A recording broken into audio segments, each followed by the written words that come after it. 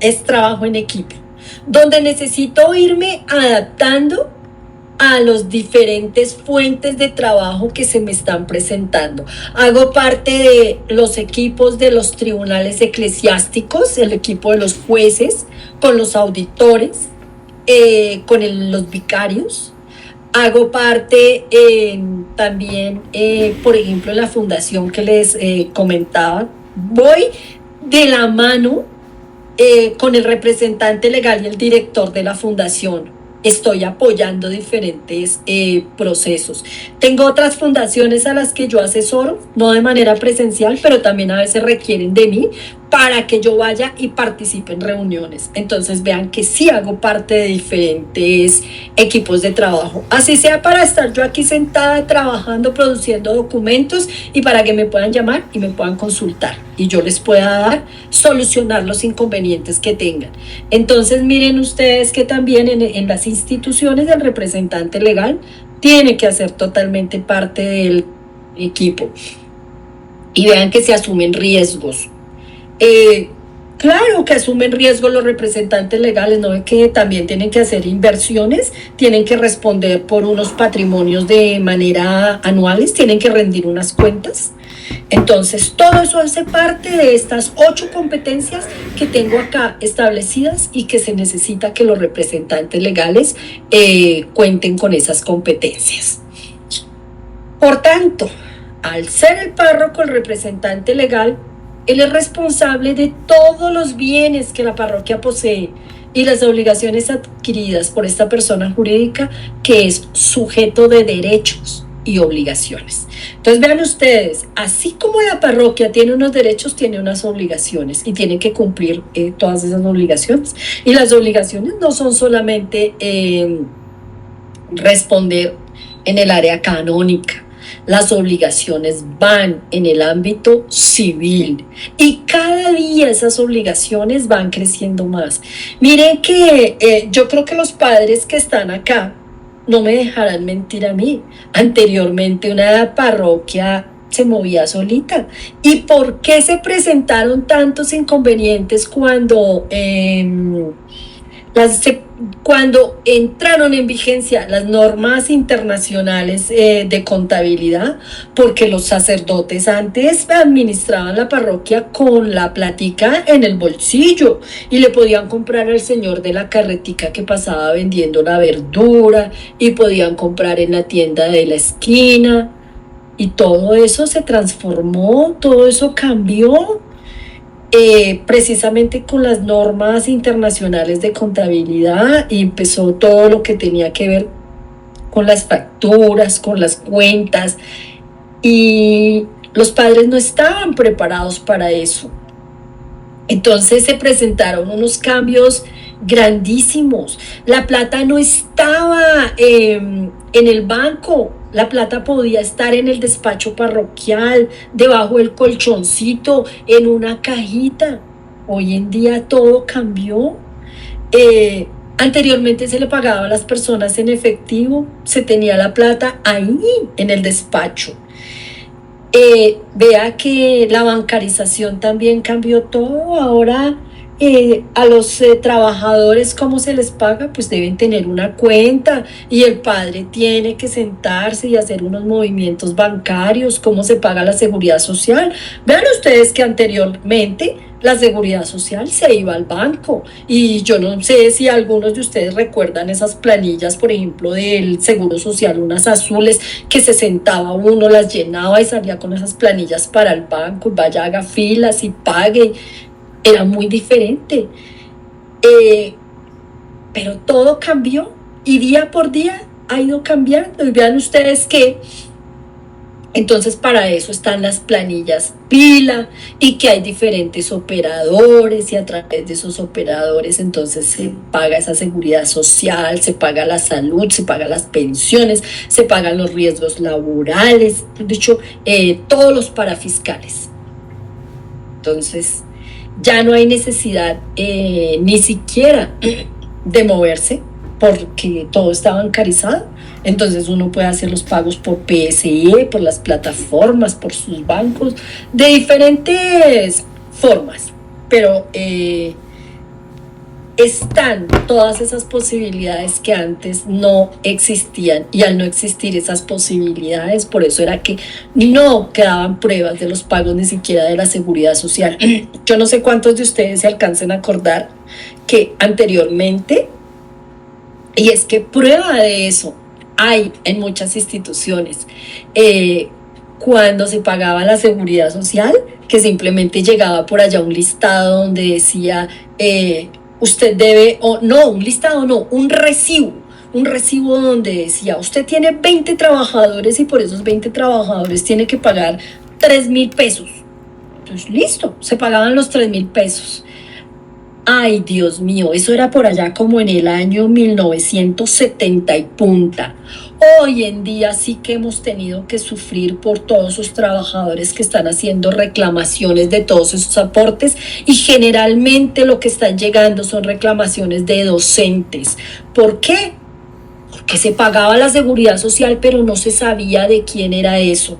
Entonces, las instituciones no tienen cómo demostrar que sí hicieron esos pagos, y se han tenido que hacer cálculos actuariales precisamente para poder demostrar y para poder cubrir esos pagos de esos trabajadores como tal, que han venido reclamando porque no encuentran los aportes. Padre Julián, veo que su merced tiene ahí la mano y me di cuenta, pero coincidencialmente, porque yo entré a mirar, dije, bueno, voy a mirar a ver quiénes están ahí. Por eso les digo, cuando ustedes quieran preguntar, no se preocupen, interrúmpanme, porque yo entro a mi presentación y me pongo a hablar y me olvido. Entonces, padre, bueno, creo que aportando un poco, más que una pregunta, y eso uno lo ha vivido ya, ha ido aprendiendo en la experiencia, que no solamente la representación legal no habla de una responsabilidad solamente laboral, sino también voy un poco al plano tributario. El representante legal encargado de declarar ante la DIAN, de retener la fuente cuando hay que retener fuente, la información exógena, y eso es demostrar que solamente no es, sí, ser párroco, ser pastor, pero también hacer un administrador y cumplir con un calendario.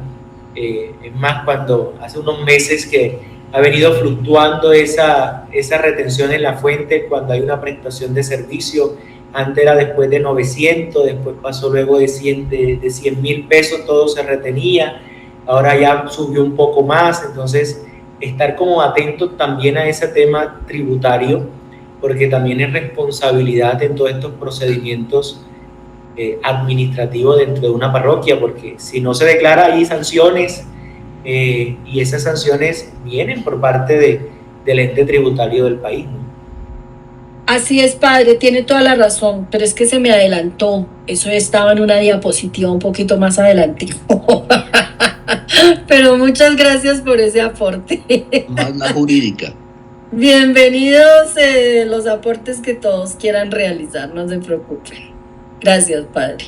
Bueno, continuemos. Bueno, entonces, miren acá, en lo que tiene que ver con la parte de tesorería. Entonces, esos representantes legales tienen, entre otras obligaciones, lo que es el manejo del dinero, las inversiones, el control del recaudo del dinero, la expedición de recibo por ingreso y egreso. Y eso es un control que se tiene que ejercer, pues yo digo que a diario, porque, como yo les digo a ustedes, la praxis es tan diferente en todo lado. Hay unos párrocos que son tan confiados y por eso han perdido tanto dinero. ¿Qué me dicen ustedes de aquellas parroquias donde suelen hacer peregrinaciones? Y esas peregrinaciones reciben el dinero a los fieles con unos recibos, unos talonarios de caja. Y esos talonarios de caja los maneja la secretaria. Entonces es un recibito ahí que recibí 20.000, 50.000. No, y a la hora que van a contabilizar, no, yo he visto pues desafortunadamente unos desfalcos impresionantes, que eso no tendría por qué ser así. Ahí, en cambio, hay otras parroquias que son tan organizadas que todo, pero todo lo tienen totalmente, lo tienen organizadito, y diariamente el sacerdote no pasa un día en que no reciba el dinero, y eso está totalmente numerado. Mucho no hay cómo, no hay cómo que se desaparezca un solo pesito. Entonces, por eso es importante ese control del recaudo del dinero. Pero en esas peregrinaciones, vea que cuando eso es en asocio con una agencia de viajes, es complicada la situación, porque como ese dinero no le pueden dar entrada por caja a la contabilidad de la parroquia, porque eso va es para la otra empresa.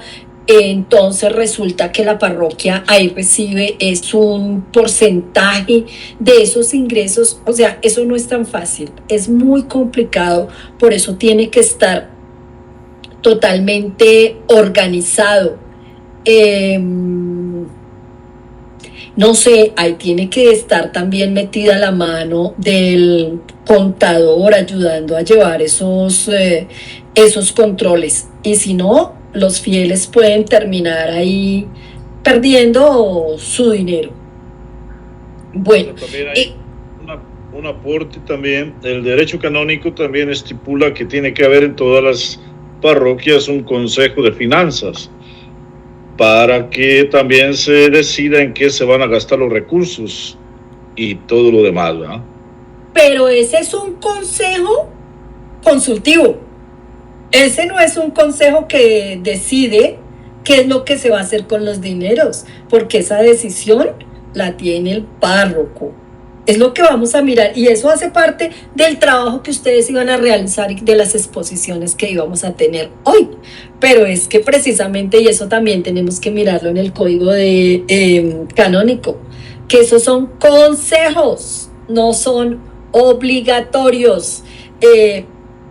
Es que ahí hay mucha tela de donde cortar, porque hay algunas parroquias donde esos consejos quieren decirle al párroco: no, es que usted tiene que hacer esto, y esto, es que nosotros definimos, nosotros no sé qué. No, y eso no es así. Son consejos. El nombre lo dice, pero sí, así es. Son unos grupos que se organizan y que los establece el mismo Código de Derecho Canónico, pero precisamente ahí se establecen cuáles son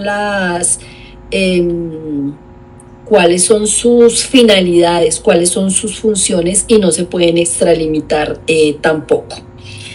Miremos ahora acá que decimos nosotros estos procedimientos administrativos en cuanto a los bienes muebles e inmuebles.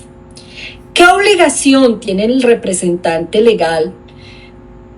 Una obligación fundamental es la elaboración de inventario de bienes muebles, no solamente la elaboración, sino la actualización. Vean ustedes que cuando yo he ido a acompañar esos procesos de entrega de parroquia, que salen allá con unos mamotretos así, donde está la relación, pues obviamente, de todos los bienes que tiene la parroquia. Entonces ahí es donde uno se pone a pensar y uno dice: ay, Dios mío, ¿y aquí qué? ¿A qué hora se va a revisar todo esto? Yo escuchaba anteriormente en algunas vicarías que las visitas administrativas o las entregas de parroquia, eso duraban como una semana. Los vicarios iban y se quedaban allá en las parroquias yo no sé cuánto tiempo, pero es que vean ustedes que es que lo que les digo, todo cambia.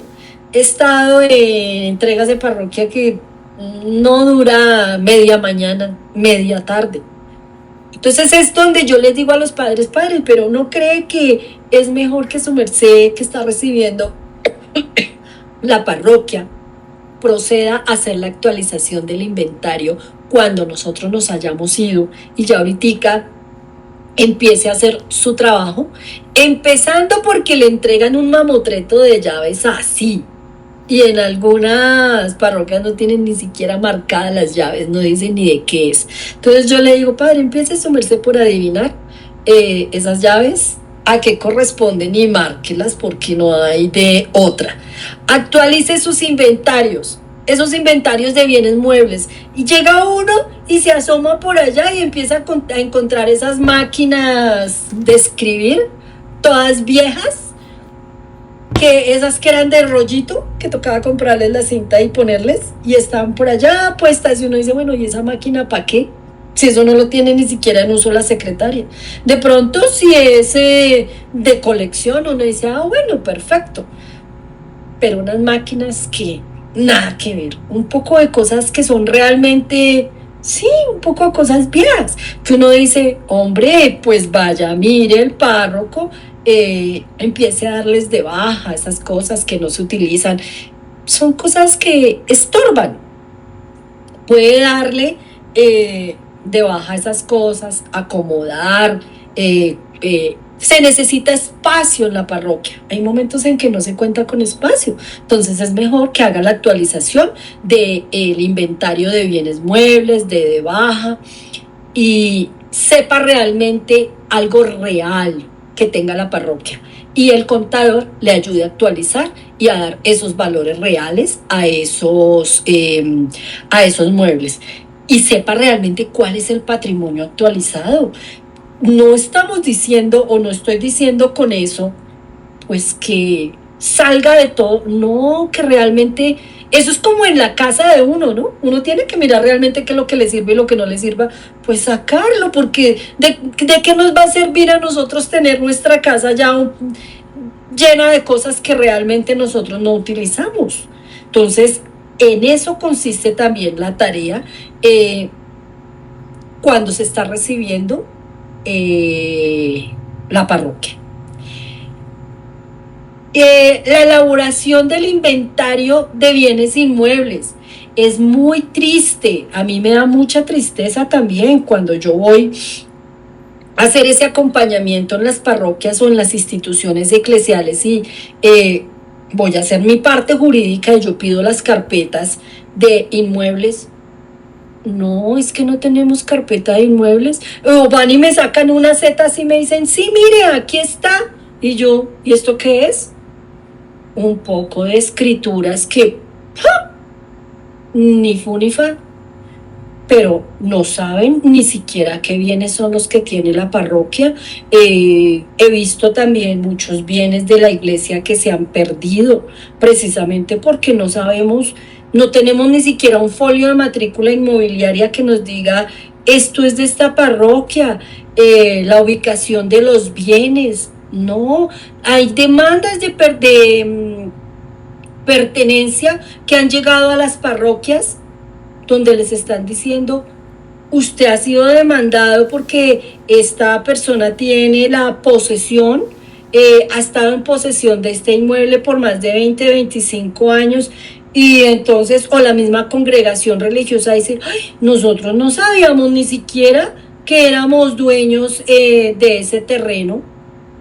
Entonces es cuando uno dice, pero ya, ¿qué va a hacer si ellos han ejercido la posesión con ánimo de señor y dueño, han pagado los impuestos, han hecho mejoras? Pues ya ni para qué vaya a pelear por eso, porque eso ya está prescrito. Ya no se lo van a entregar a usted.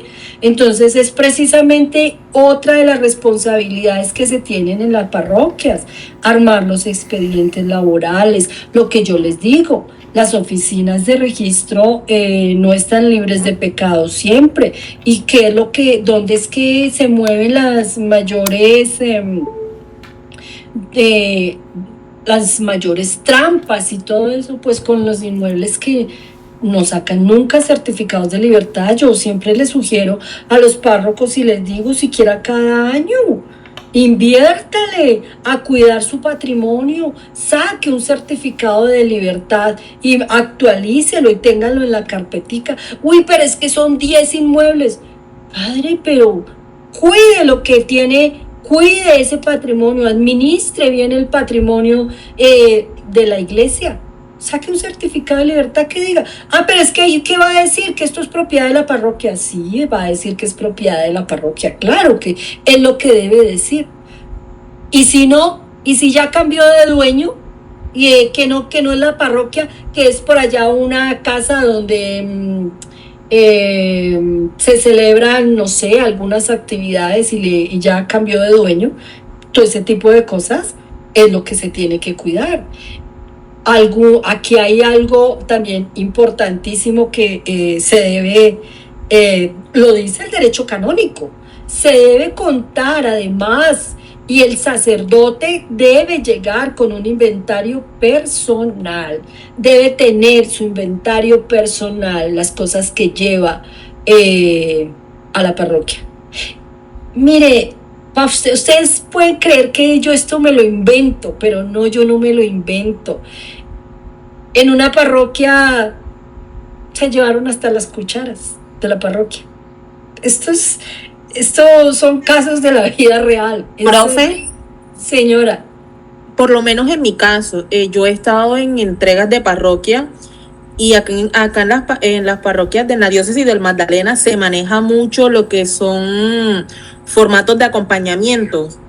Sí, y en esos formatos de acompañamiento a nosotros como contadores nos exigen la parte de inventario. Entonces nos exigen así como usted lo está explicando, y le hacen mucho énfasis en el inventario personal y verifican su inventario personal.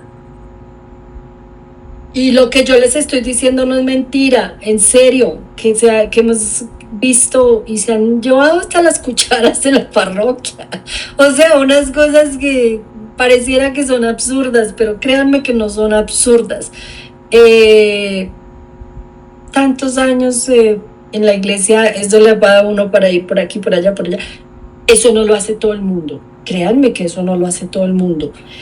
Pero hay sus excepciones. Y esas excepciones son las más tristes, que uno dice, pero ¿por qué se van a pegar de una cuchara si no hay necesidad de eso?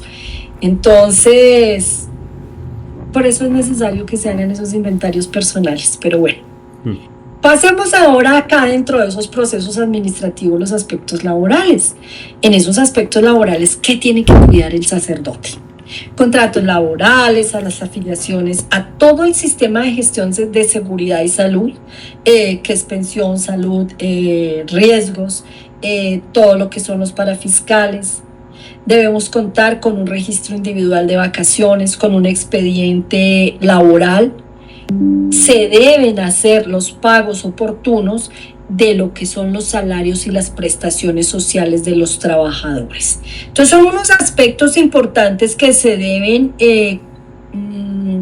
controlar, y acá por eso necesitamos nosotros tener un contador que realmente tenga conocimiento.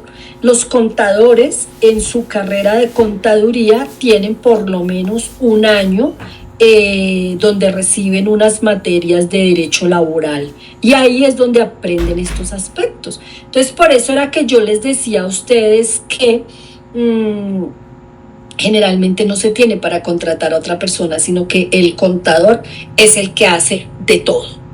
Pero pues obviamente los ordinarios generalmente en sus diócesis tienen abogados que tienen conocimiento, y esos abogados son los que hacen el apoyo a las parroquias. ¿Qué más tenemos acá? Ahora sí vamos a algo que nos estaban obviamente ahorita refrescando: el procedimiento administrativo en cuanto a los aspectos contables y fiscales, que eso no se nos puede pasar, porque esto genera unas sanciones pero inmensas. Acá el contador, y en esto sí se apoyan mucho en las secretarias, que son las que los dineros que ingresan a diario tienen unos comprobantes de ingreso, y el dinero que sale, pues para eso están los comprobantes de egreso.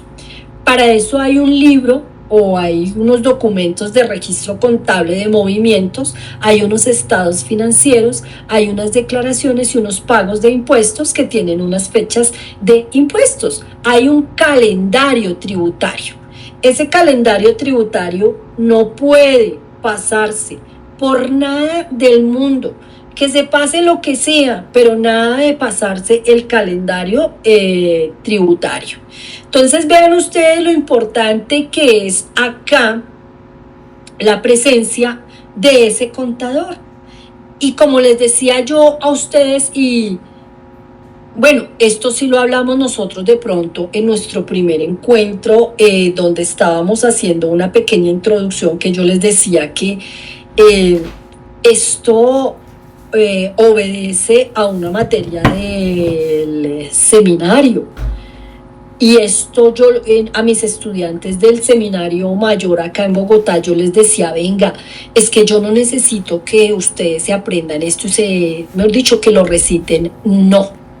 Pero lo que sí necesito es que el día que les entreguen su parroquia y tengan su parroquia y tengan sus contadores y, por ejemplo, ellos le digan, padre, es que necesitamos comprar la dotación de los trabajadores. Por lo menos que ustedes digan, ay, sí, yo sí tuve por allá una clase donde la profesora me dijo que yo tenía esta obligación. Ese tipo de cosas. En esa clase de administración parroquial yo les enseñaba a liquidar hasta la nómina y les evaluaba eso porque era una clase presencial. Pero yo les decía, no necesito que ustedes me reciten esto, pero por lo menos que algún día se acuerden que alguien les habló de esto. Entonces, vea que son cosas importantes que uno necesita, es que nada de lo que uno aprenda en la vida le va a sobrar. Yo digo, todo lo que uno aprende en la vida le va a servir para algo, hasta para eso, decir, uy, si alguien me habló a mí de esto. Entonces, no les va a sobrar absolutamente nada de lo que ustedes aprendan. Igual en estos encuentros que vamos a tener nosotros podremos hablar de 1000 cosas y nada de esto les va a sobrar. Importante que ustedes tomen nota, aunque sea para que el día de mañana ustedes miren allá en sus apuntes y digan, ay, sí, nosotros hablamos de esto, y aunque sea para que por Google ustedes digan, bueno, a mí me dijeron esto, no tomé todos los apuntes, pero es un tema importante y yo lo necesito. Ahora viene, dentro de esos procedimientos administrativos, un tema supremamente importante, que en esto no pueden fallar, y son los documentos del despacho parroquial. Este es un tema que se tiene que trabajar con demasiada responsabilidad. ¿Y por qué con demasiada responsabilidad? Pues porque con esto le resolvemos la vida a muchas personas.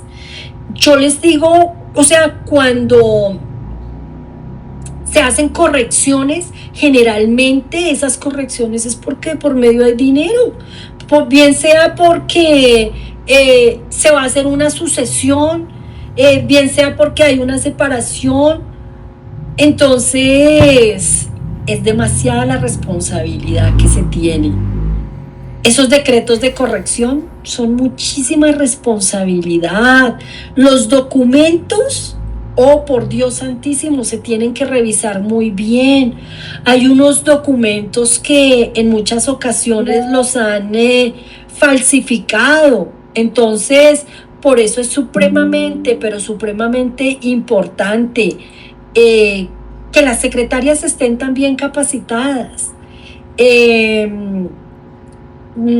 Los expedientes matrimoniales que sean tan bien armados. Y padres, por favor, los expedientes matrimoniales son ustedes los que los arman. No es la secretaria la que arma el expediente matrimonial, porque yo he visto eso en algunas parroquias. El padre llama a la secretaria, le dice, váyame armando el expediente matrimonial que yo ya voy para allá. Y ella es la que se pone a indagarle precisamente a los fieles. Y ella es la que va llenando ese expediente matrimonial. Y eso es muy triste, porque eso es una responsabilidad muy grande. Mire que esos expedientes matrimoniales los utilizamos nosotros los jueces cuando estamos tramitando las nulidades matrimoniales. Hay momentos donde nosotros no podemos dictar sentencia porque no tenemos la suficiente información. Entonces, ¿qué hacemos? Decimos, no, esta vez no podemos dictar sentencia, vamos a ampliar las pruebas. Dentro de la ampliación de las pruebas pidamos el expediente matrimonial. Y lo peor del cuento es que a veces nos llegan unos expedientes matrimoniales que la letra ni siquiera es clara en lo que dice ahí. Y encuentra uno unas inconsistencias que no, la verdad, no tiene sentido, no hay derecho. Esos libros del despacho parroquial son unos libros de, como les digo, son de demasiada responsabilidad. Ese libro de constancia de exequias es un libro que no pasa de ser de ahí, que anteriormente les decían que las partidas de función, pero no, la iglesia nunca ha tenido a cargo esas partidas de defunción, porque es que ese es un acto que se realiza es en la parte civil. Entonces, son simplemente unas constancias de que se celebraron. ¿Qué se celebró? Pues se celebraron unas exequias. Entonces, ¿qué fue lo que se celebró? Una Eucaristía. Pero eso no ni siquiera sirve como prueba supletoria de nada. Es simplemente decir, en esta parroquia se celebraron las exequias del señor Pedro Pérez el 11 de junio del 2026 a las 3 de la tarde, pero eso no sirve para nada más. Entonces, por eso es importante que se entienda cada uno de estos actos, el libro de misas, el de bautismo, el de confirmación, el de matrimonio, la constancia de exequias, esos expedientes matrimoniales, pues saber y que se tenga claro cuál es el contenido y para qué sirve. Lo mismo lo de las licencias matrimoniales, que son tan importantes. Pero nada como esos decretos de corrección o inscripción de partidas. Entonces, lo que quiero que ustedes vean con este ejercicio que hice yo el día de hoy lo que hice fue darles un recorrido por todo lo que se hace en una parroquia. Todo esto que les recorrí en estas 17 diapositivas es lo que pasa en una parroquia, grande, pequeña, pero pasa porque pasa. ¿Qué va a pasar de aquí en adelante? ¿Qué vamos a hacer de aquí en adelante? Vamos a empezar a desarrollar cada uno de estos puntos a profundidad. Entonces, pero ya pues obviamente que ya no alcanzamos. Esa era la parte B de nuestra actividad del día de hoy. Para eso son los grupos que Jessica nos hizo el favor de conformar. Ella nos conformó unos grupos donde a ella yo le envié unos documentos, permítame que ahora se me... Yo le envié a ella unos documentos, ustedes me estaban hablando a mí, pues obviamente, permítame un segundito, yo los ubico acá. A ver, entonces, uno de los documentos que yo le envié a ella es uno del equipo de evangelización de la Arquidiócesis de Bogotá. Entonces ese está dividido en dos documentos. Tenemos nosotros ahí lo que es la comunión y misión en la vida parroquial, dice este. Y tengo acá lo que es el equipo de parroquial de evangelización misionera EPEM y Consejo Parroquial de Asuntos Económicos. Entonces este documento es extenso, ese lo tengo para dividirlo en dos grupos. Un grupo trabaja la primera parte porque es el documento más extenso que le envié yo a Jessica. Entonces estamos hablando que conformamos 4 grupos. Van a trabajar en salas, se van a reunir, van a leer ustedes esos documentos. ¿Qué le pedí yo a ella? Por favor, en cada grupo déjeme un sacerdote, déjeme un religioso, porque ellos por su conocimiento pues le pueden aportar mucho a las personas del grupo, los que no tengan mucha experiencia y conocimiento. Entonces ellos nos van a ayudar a profundizar y a madurar los conceptos de cada uno de estas actividades. De igual manera, entonces, otro de los documentos que le envié yo a ella es un documento donde la Arquidiócesis de Bogotá como tal dictó unas normas administrativas y ahí entonces me dice lo que es el Consejo Parroquial de Asuntos Económicos, cómo es la constitución, cuál es la competencia, las funciones, las reuniones, las funciones del presidente, el perfil de los miembros del consejo. Entonces, vean que lo que yo quiero es que nosotros como tal, pues tengamos claridad de lo que es cada uno de esas instituciones, de esas entidades dentro de las parroquias y finalmente cuál es la función de cada una de ellas. De pronto me parecería interesante pues que a manera de retroalimentación alguien que adicionalmente se tome la molestia, se tome el trabajo de leerlo en el Código de Derecho Canónico y nos haga un aporte adicional de lo que nos dicen los cánones. Y con eso pues tengamos nosotros pues nuestra primera parte, permítanme que yo quede acá, sobre los órganos de participación parroquial. Pienso que con eso pues ya vamos a tener nosotros una gran claridad, aunque pues yo pienso que muchos de ustedes ya la tienen porque son personas que trabajan y no son ajenas a la iglesia. No sé si quieran Buenas ustedes. Noches. Sí, buenas noches. Hago una proposición. No sé si entre el grupo que estamos hemos trabajado en estos grupos de Teams. ¿Por qué? Porque valdría la pena que pronto hagamos el ejercicio antes de que ya culmine este tiempo de este día, cosa que el próximo encuentro lo podamos ya agilizar, porque si no de pronto podemos quedar ahí dando vueltas y vueltas y vueltas, que no puedo ingresar al grupo, que cómo se hace el grupo, no sé, es una proposición que puedo hacer. Pasa que no nos quedan sino 20 minutos y yo sé que en 20 minutos no vamos a hacer ese trabajo. Y lo otro es que hay personas que, como manifestaron ahorita, que salen de trabajar a las 6 de la tarde y mientras llegan a casa para entrar al computador les van a dar las 7 de la noche. Entonces, tenemos que ir haciendo ese tipo de ajustes.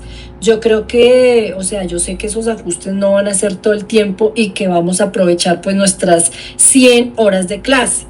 Entonces, pues para no tener que empezar yo un tema que hoy les deje también por ahí cortado, pues yo les propongo que dejemos ahí que el próximo martes yo vengo con tema nuevo, lo presento y luego nos vamos ya después de las 7 de la noche, conformamos nuestros grupos y ustedes luego, o sea, vamos a tener por lo menos unos 40 minutos para que ustedes trabajen en grupo y puedan venir a hacer la presentación, porque es que tampoco quiero que me vayan a quedar estos temas cojos con lo que ustedes van a presentar, sino que la retroalimentación la hagamos lo más completa posible. Ahora bien, no nos van a quedar no nos van a quedar temas, siento que tampoco nos van a quedar así como cojos, porque son 4 grupos de los cuales tenemos que, entre todos vamos a aportar bastante. Entonces no sé qué opinen ustedes al respecto.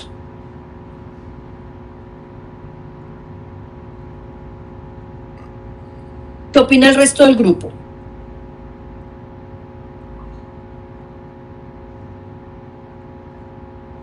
Bueno, yo de nuevo tomo la vocería, pues lo que digo no es para poder hacer el trabajo ahora, sino que se hiciera el ejercicio de poder hacer parte de un grupo, al menos para saludarnos y saber cómo es que se maneja ese grupo. Es lo que quiero como manifestar. Sí, no para hacer el trabajo, porque no hay tiempo para hacer trabajos, ya creo que estamos culminando, sino que es como para hacer el ejercicio para que no tengamos ninguna dificultad luego, que yo no pude ingresar al grupo, etcétera, etcétera. Esa era mi proposición. O sea, como para probar llegar a la sala. Exactamente, para que todos Listo, estemos Jessica. los que podamos hacer. Es como un ejercicio que podemos ir adelantando Sí, y me no parece y perfecto. evitar. Sí, muchísimas gracias, me parece perfecto. Para que después no vayamos a tener tropezones que no, que yo no pude entrar.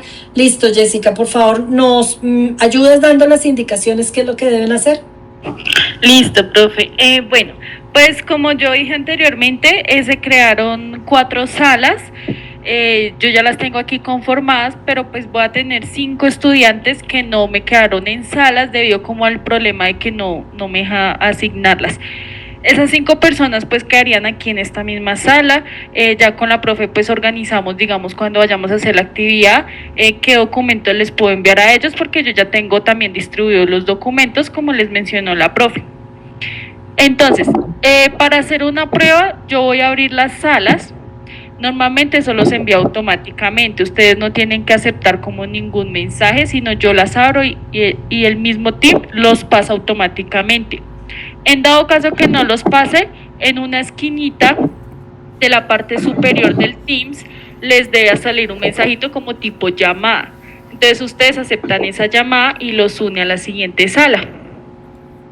¿Listo? Entonces si quieren yo voy a abrirlas y voy pasando a cada una de las salas verificando cómo están y todo eso, ¿vale? De acuerdo.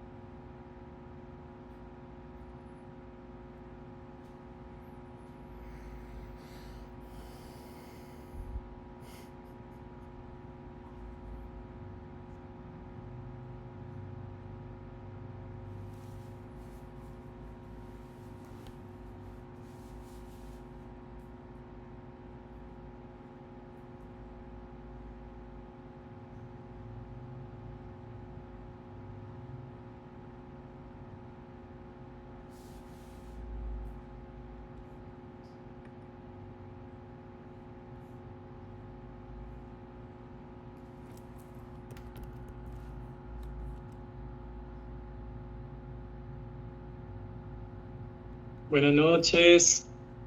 Sí. Buenas noches, don Fernando. Padre, buenas noches, ¿cómo está? No nos conocemos, padre.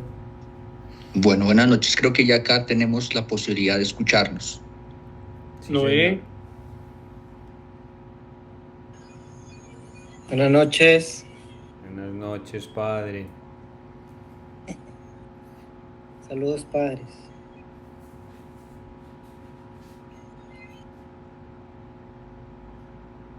¿Edgar es sacerdote?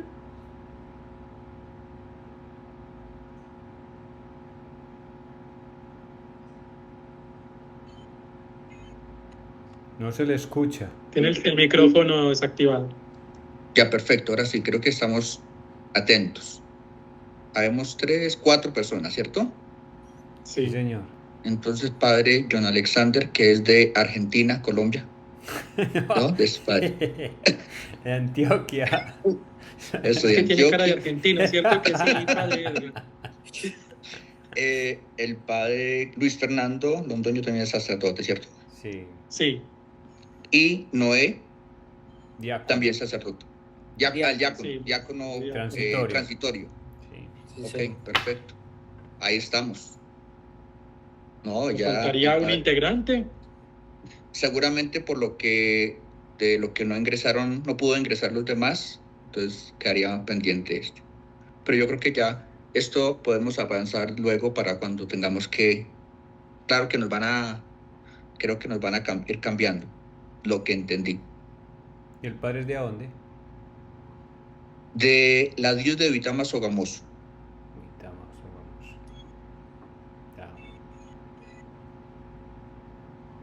Ya. Este no va a ser siempre el equipo de trabajo durante todo el diplomado. Lo que entendí es que nos van a estar rotando. Cada encuentro nos van rotando. Organizaron esta sala, pero luego para el otro encuentro van a hacer una nueva sala y así nos van rotando. Fue lo que yo entendí. Correcto. Ok. Bueno, el padre Johan Alexander trabaja en una parroquia. Sí, señor. Somos junto con el padre Fernando, somos de la diócesis de Santa Rosa de Osos. Bendito sea Dios. Bendito sea Dios. Y trabaja en la misma parroquia. No, trabajamos Estamos en el prestando vicariato de Leticia. Correcto.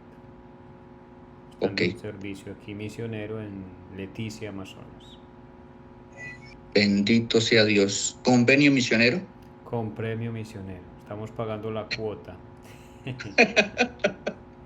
Perfecto, mejor dicho. Sí, señor. Bueno, muy bien, muy bien. Y el diácono Noé también es de Él es propiamente El vicariato. aquí del vicariato. el vicariato de Leticia. Sí, señor. Sí, señor. Perfecto. Bueno, muy bien. ¿Y Bueno, en qué parte están de Leticia? en el casco urbano. Ok, fui una vez por allá ya hace mucho tiempo, como unos 3 años, 4 años creo que fui. Quise ir a conocer un poco Leticia, cómo era Leticia. Y estuve, bueno, pues eso solamente, nada de pastoral, nada de misión. Solamente de descanso. Ya. Fuimos por el río Amazonas. Puerto, ¿qué se llama arriba? Nariño. Puerto Nariño. Hasta allá fuimos Ya. en esa época. Por conocer, por saber un poco de esta patria llamada Colombia. De la cola del mapa. De la cola del mapa. Y pasar un poquito allá, supuestamente a Brasil y supuestamente a Perú por otro lado. Sí. Aquí son las 3 fronteras. Sí, señor. Ahí el padre ¿Ya sé cuánto fue ese viaje para acá, padre? Hace como unos 3 añitos, posiblemente. Hace unos 3 añitos. Para época ya de pasando, no mentiras, ¿cuándo fue la pandemia? ¿2020? 2021. 2021, sí, no, entonces fue en el antecitos de la pandemia. Y no, es que el tiempo ya está pasando, ya estamos casi 5 años. Yo diciendo que 3 años. 5 años antes de la pandemia. ¿Y el padre cuánto lleva ordenado? Llevamos 20 años de ordenados. Pobrecito, ya con canas. Ya es mayor, todos los días. ya es mayor de edad, en cambio nosotros todavía somos menores de edad, 7 años de ordenado. No, pero por favor, están con toda la energía No, somos puesta. Por eso es que están en Leticia y están en el vicariato. Eso si no fuera otra cosa. Ya después de mayor, Tal ya cual. después de 20 años lo vuelven a mandar donde la madre. Donde la madre naturaleza. Sí. Sí, estamos ahí. Sí, claro, ya 20 años haciendo ese ejercicio Claro que usted del ministerio. En este momento usted es el mayor del grupo. Yo creo que sí. Le tocó al diácono ser el secretario.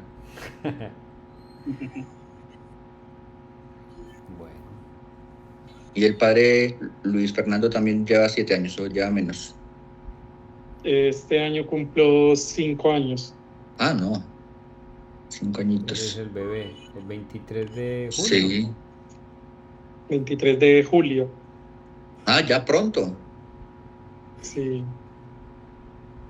5 añitos. 23 de julio cumplo ya 5 años de sacerdote. Y 4 ya por estas tierras amazónicas. ¿Hay un convenio con la diócesis Sí. con el vicariato y la diócesis o cómo hacen? Ahí. Sí, nosotros tenemos un derecho de comisión con el vicariato de Leticia hace más de 39 años. Y un obispo que hubo también en Santa Rosa, Monseñor Jorge, sacó pues un decreto en el que estipula que los sacerdotes que tenemos menos de 10 años de ordenados debemos hacer una experiencia de misión fuera del territorio diocesano. Y pues el territorio pues como más de más cercanía es el de Leticia. Entonces la mayoría venimos acá a Leticia a hacer experiencia misionera en los primeros 10 años de ordenados. Interesante. ¿Y cuánto tiene alguna parroquia? O sea, la diócesis tiene una parroquia para poder, es decir, hago el ejercicio en esa parroquia o a la parroquia que sea necesario. Donde el vicario apostólico nos envíe. Ah, ok, perfecto. Sí, todo el convenio está que aquí pues estamos con total obediencia al obispo, donde él ya desee que podamos prestar nuestros servicios. Sí, es que hay algunas diócesis que tienen un convenio con otra diócesis, pero a ciertas parroquias. No sé si lo han escuchado ustedes. No. Sí, entonces digamos que tienen, por ejemplo, con la diócesis de Madrid, pero entonces allá tienen una parroquia a la cual atiende solamente esa diócesis, con los sacerdotes que envían. No, aquí como es vicariato y hay obispo, entonces ya el obispo aquí nosotros ya le obedecemos donde el obispo disponga.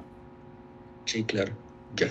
Pero no, entendido. Interesante esa, no sabía esa de que había diócesis que tenían parroquias donde enviaban propiamente sacerdotes. Sí, digamos, pero tienen la parroquia a pesar de que la parroquia pertenece a esa jurisdicción eclesiástica de allá del obispo, pero el convenio dice, cada vez que yo envío un sacerdote, va directamente a esa parroquia, no va a otra parroquia, sino a esa parroquia, es el apostolado de la misión a esa parroquia. Ya tienen como una parroquia señalada. Es así, lo he escuchado en algunas ocasiones. Interesante. Padre, ¿y allá en Duitama tienen también alguna experiencia misionera fuera del territorio? Sí, tenemos algunos sacerdotes. Ahorita hay uno en el vicariato La Trinidad, precisamente. Ese vicariato va hacia el lado de Llano, todo el Cabo Sur y toda esa parte. Es un poquito también interesante. Y hay otros que están también con Yopal, con la diócesis de Yopal, y hay otro que está en este momento con la diócesis de Garagoa. Hubo un tiempo que se tenía uno con Florencia y con San Vicente del Caguán. Ah, qué interesante, qué chévere. Pero no tenemos ese decreto, vale la pena. Ahora eso está interesante. El decreto de que antes de 10 años debe hacer una experiencia misionera, pues eso me parece que es enriquecedor también, ¿no? Sin embargo, nosotros tenemos acá en la iglesia diocesana, tenemos unas 4 parroquias que tienen también tinte misionero. Son parroquias más o menos retiradas y prácticamente casi en la montaña. También algunos sacerdotes, pues seguramente los que son más jóvenes, que salimos del seminario después de 2 añitos o 1 añito de vicario parroquial, ya va a ejercer esa misión de unos 3 o 4 añitos. Sí, señor. Ah, qué chévere. Bueno, también en Santa Rosa, aunque pueda estar allá muy en Antioquia y todo, tiene sus parroquias un poquitico también particulares y de gran experiencia misionera. Sí. Sobre todo por allá en el norte, que llaman lejano, que es la parte de Ituango, que hay comunidades lejanas, también hay resguardos indígenas. Entonces Sí. el padre que está en ciertas comunidades toca visitar a ellos y siempre es un trayecto largo para ir a estos resguardos, partes en mula.